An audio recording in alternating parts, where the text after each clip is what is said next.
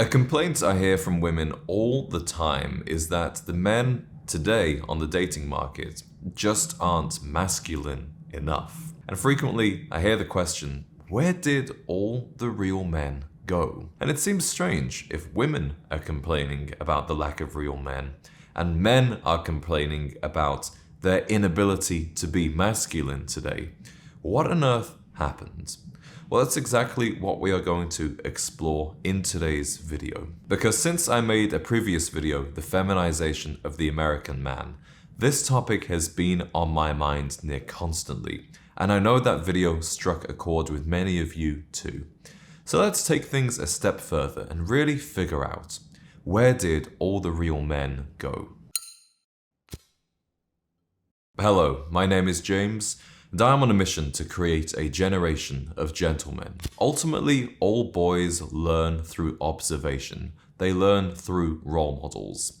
And it's impossible to become something that you've never even seen. I don't believe that masculinity is in crisis just because of politics or because of the culture war. I see that we have a problem of an entire generation, if not generations, of young boys that are raised without ever having a healthy understanding of what a man should be like. And you certainly see this with today's media. Compare the leading men of the 40s, 50s, and 60s, whether it was Cary Grant, Sean Connery, Gary Cooper, Gregory Peck.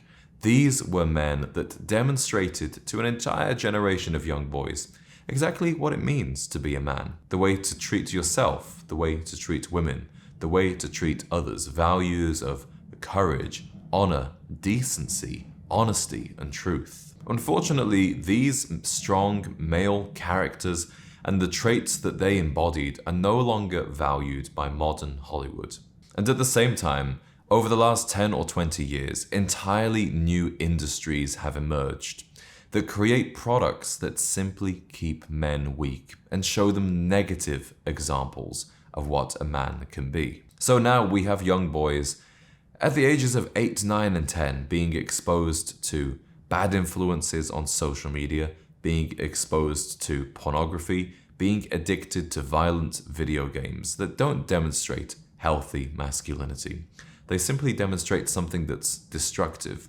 And then they go to school and they are told that these things are destructive. And those boys interpret that as their expression of masculinity, the things that they are drawn to, whether it's a violent video game or pornography, that is negative. But really, the wires are being crossed. Ultimately, we used to have role models, whether on screen or in real life, that told men how to stand tall, how to have pride in yourself as a man. Now, boys are told that that's negative, that that's toxic. Demonstrating what it means to be a man has always been a collective responsibility. No man is an island, and there is no handbook on how to be a man. Everybody has a slightly different subjective interpretation of what it means. And every boy, every man's understanding of masculinity has been shaped by a constantly evolving set of ideas. Things that come from real life role models, things that come from movie stars, and today, things that come from social media. Now, I fundamentally believe that the way we dress, the way we speak, the way we carry ourselves, these are all fundamental elements of what it means to be a man. And when we do these things correctly, we set the right example to the next generation of boys. It's understandable that defining what it means to be a man today is harder than it was 50 or 60 years ago. That traditional breadwinner role that it was just understood men would fit into has been eroded by economic changes. And today, many men feel like it's just simply no longer possible to be that provider, protector figure. Ultimately, we have a much greater array of options on what it means to be a man. So many different ways to express yourself. Whereas in the 50s and 60s, we had more of a monoculture. A man like Cary Grant was the ultimate ideal for everyone. And I don't necessarily think it's a good thing to have a monoculture, to only have one understanding of what it means to be a man.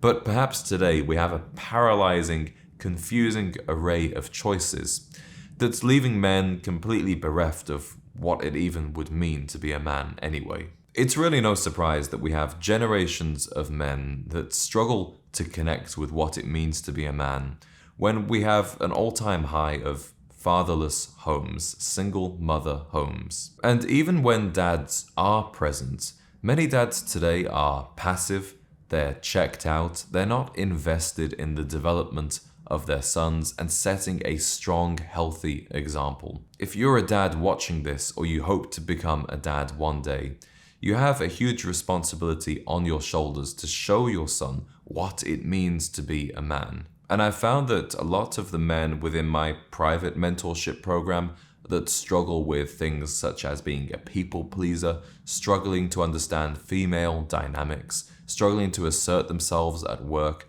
very often they grew up without their father figure to show them how to demonstrate those strong, healthy traits. It's almost no surprise that so many young men today have a negative perception of marriage and families when so many young boys grew up watching their parents get divorced. Not only watching their parents get divorced, but watching their father's life be torn apart by that divorce. So not only do the boys grow up without that strong male role model, but they also grew up with a negative perception of family, of relationships. They remember the screaming arguments, the tears, the financial difficulties.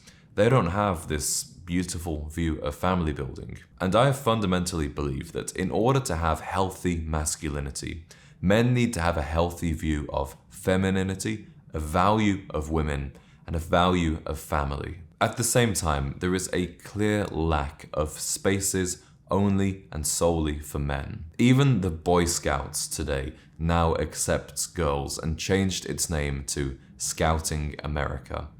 Institutions like Rotary Club also began accepting women. And I think these institutions do great work, but in order to try and please everyone, you begin to no longer serve the original people that your organization was intended to serve. And that's why within my community, I do actually have women asking to join. I do have women that are interested in being involved. But ultimately for me, I believe that men need a space that's just for men. And I'm prepared to protect that, to turn away customers in order to make that group serve its original purpose. Because ultimately we have a serious loneliness epidemic among men. 1 in 4 young men have no close friends. And I can tell you, I've been in that position before myself, especially when COVID disrupted everything. We were all of a sudden working from home. Many young men moved back in with their parents. Social media keeps it easy to stay isolated. So I know what it's like, and if I wasn't able to gather people around me through my work, through my channel, I honestly don't know exactly what I would have done. But the thing is, men always used to exist in packs, whether that was out in nature hundreds of years ago or enjoying a cigar in the gentleman's club in the 50s and 60s. It's fundamentally important that we have that time just to be men, to have those conversations in an environment that feels safe and warming and protective, and a sense of loyalty between the men in the group. And this photo here was taken with myself and 2 of the men within my private program. Ultimately, it's not surprising that women are left wondering, where did all the real men go? When it's never been easier not to be a man. Young men today don't have to go through some of the same challenges that men did in decades gone by. And I'm not talking about going off to fight in wars or to provide for a whole household and a single income. I'm talking about very simple things like calling up a girlfriend's family home, asking her dad for permission to speak to his daughter, approaching a woman in real life rather than simply swiping on a dating app, calling your boss to tell him that you need the day off sick rather than just texting or emailing. Today, it's so easy to dodge responsibility, to dodge that slightly nerve-wracking feeling that comes with doing anything difficult. But ultimately, that's just keeping us weaker. So many men today also feel like they don't have to learn how to present themselves properly. Men today don't even know how to tie a tie or iron a shirt. And because so many young men now live with their parents in their 20s, they aren't learning the basic life skills of cooking for yourself, being able to maintain a home, being able to budget responsibly. These are all skills that men used to learn at a much younger age because people used to grow up faster. They'd move out when they were 18, they'd be married with their first baby by 23, 24. Now, when I made my previous video, The Feminization of the American Man, I had so many comments telling me that this isn't just an issue in America, it's not even just an issue in the Western world, it's in fact all over the world. I had comments like this. As an Argentinian, I can confirm this problem is not exclusive to the USA, but practically the entire Western world and Asia. Somebody else wrote, this isn't just happening in America, but also in Europe too, thanks to the woke movement. Somebody even said it's happening in Russia, also Asia, so really all over the world we have women going, where did all the real men go? Now ultimately, why does it matter? Why is masculinity important? Why do we need to be concerned with having a generation of gentlemen, having a generation of real men who take responsibility? Ultimately, it's because society cannot survive without strong men, just as it cannot survive without great women. The studies have shown there is a 50% decline in sperm count in Western countries since the 1970s. So in just 50 years, the male fertility rate has been cut in half. The birth rate in the US has also been declining over the last 30 years or so. It's reached historic lows. The average birth rate now per woman is 1.66, so that's below the replacement rate. So if you care about your culture, you care about your society and your community, this really is a question of existence and survival. I do believe that masculinity is not just being attacked on a cultural level, but also on a biological level with obesity, pollutants in our environment, stress, substance abuse. Men are drinking more, they're taking more drugs, they're on more pills than ever before. But also, there are behavioral changes in society which I think are having a negative impact. For example, very casual sexual behaviors, excessive pornography use, and men and women collectively deciding to delay the family building process. Ultimately, if men are not real men, women can't help but not be attracted to them. And I can't blame them for that. So it makes sense that women are more reluctant to be in relationships and start families with guys that frankly just don't have it together yet. They haven't got a solid job going, they haven't got healthy habits, they don't demonstrate self-respect with the way they dress and present themselves. And it's got to the point now where suicide is the second leading cause of death for men under 50 in the US and Canada, and the leading cause of death in the UK. So, how do we reclaim this healthy understanding of masculinity? How do we bring the real men back to society? Ultimately, it's a collective responsibility, but it begins at the individual level. As a man, you don't need to apologize for being masculine. You just need to channel this energy into productive outputs.